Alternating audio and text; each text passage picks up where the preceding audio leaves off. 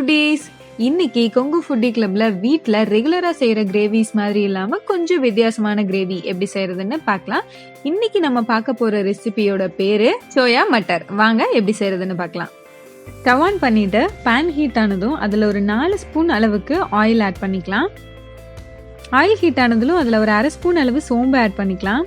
சோம்பு பொரிஞ்சதும் அதுல ஒரு 1 ஸ்பூன் அளவுக்கு இஞ்சி பூண்டு விழுது ஆட் பண்ணிக்கலாம். இஞ்சி பூண்டு விழுதோட பச்சை வாசம் நல்லா போயிடுச்சு. இந்த டைம்ல ஒரு 2 பெரிய வெங்காயத்தை நல்லா பொடி பொடியா கட் பண்ணி வச்சிருக்கேன், அதை ஆட் பண்ணிக்கலாம். வெங்காயம் நல்லா வணங்கணும். லைட்டா உப்பு சேர்த்துக்கிட்டீங்கன்னா வெங்காயம் கொஞ்சம் சீக்கிரமா வணங்கிடும். பாருங்க, வெங்காயம் நல்லா ஒரு ஹாஃப் குக் ஆயிடுச்சு. இந்த டைம்ல ஒரு பிஞ்ச் அளவு மஞ்சள் தூள் ஆட் பண்ணிக்கலாம்.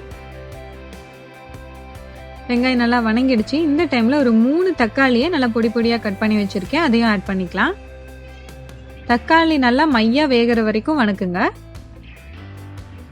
பாருங்க, தக்காளி நல்லா வெந்துடுச்சு.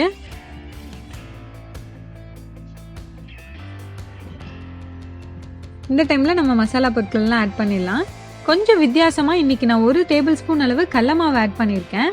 அப்புறம் 1 ஸ்பூன் அளவு தனியாத்தூள், காரத்திற்கேற்ப மிளகாய் தூள், கொஞ்சம் சீரகத்தூள், தேவையான அளவு உப்பு ஆட் பண்ணி நல்லா வணக்குங்க. மசாலா எதுவும் கருகிடக்கூடாது, அதனால லைட்டா தண்ணி ஆட் பண்ணிக்கலாம். நல்லா மிக்ஸ் பண்ணி விடுங்க. மசாலாவோட பச்சை வாசம் எல்லாம் நல்லா போயிடணும். பாருங்க, மசாலாவோட பச்சை வாசம் போயிடுச்சு. இந்த டைம்ல நம்ம வேக வச்சு வச்சிருக்கிற பட்டாணி, சுடுதண்ணியில போட்டு எடுத்து வச்சிருக்கிற சோயா, இந்த ரெண்டையும் ஆட் பண்ணிக்கலாம். நல்லா மிக்ஸ் பண்ணி விடுங்க. சோயா கொஞ்சம் வேகறதுக்காக, மசாலாலாம் பிடிக்கிறதுக்காக தண்ணி ஊற்றி நல்லா கொதிக்க விடலாம். கடலை மாவு ஆட் பண்ணிக்கிறங்காட்டி நல்லா திக்காகும், உங்களுக்கு திக்னஸ் கிடைக்கும் கிரேவில.